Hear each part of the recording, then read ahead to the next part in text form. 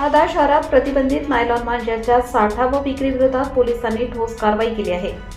दिनांक 3 जानेवारी 2026 रोजी दुपारी 4:05 सुमारास जुनी भाजी मंडी परिसरात जय कोटेश्वर व्हेजिटेबल दुकानाच्या आडोशाला सार्वजनिक ठिकाणी छापा टाकण्यात आला। या कारवाईत आरोपी गणेश बापू वाडिले राहणार रामनगर शहादा व कल्पेश उमेश जावरे राहणार नंदुरबार यांच्या ताब्यातून पतंग उडवण्यासाठी वापरला जाणारा प्रतिबंधित नायलॉन मांजा आढळून आला।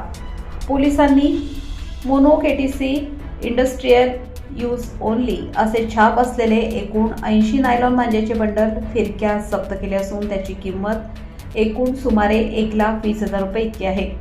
या प्रकरणी शहादा पोलिसांनी ठाण्यात गुन्हा दाखल करण्यात आला असून पुढील तपास पोलीस उपनिरीक्षक विनोद पाटील हे करीत आहेत। नायलॉन मांजामुळे होणाऱ्या अपघातांच्या पार्श्वभूमीवर पोलिसांनी अशा बेकायदेशीर साठा, विक्री व वापराविरोधात कारवाई अधिक तीव्र करण्याचा इशारा दिला आहे।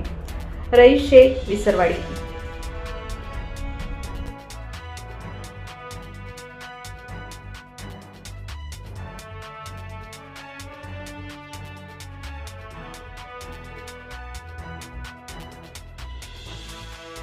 ताज्या व महत्त्वाच्या बातम्या बघण्यासाठी प्ले स्टोअरवर जा, प्रबलभूमी ॲप डाउनलोड करा व या धावपळीच्या जीवनात अपडेट रहा।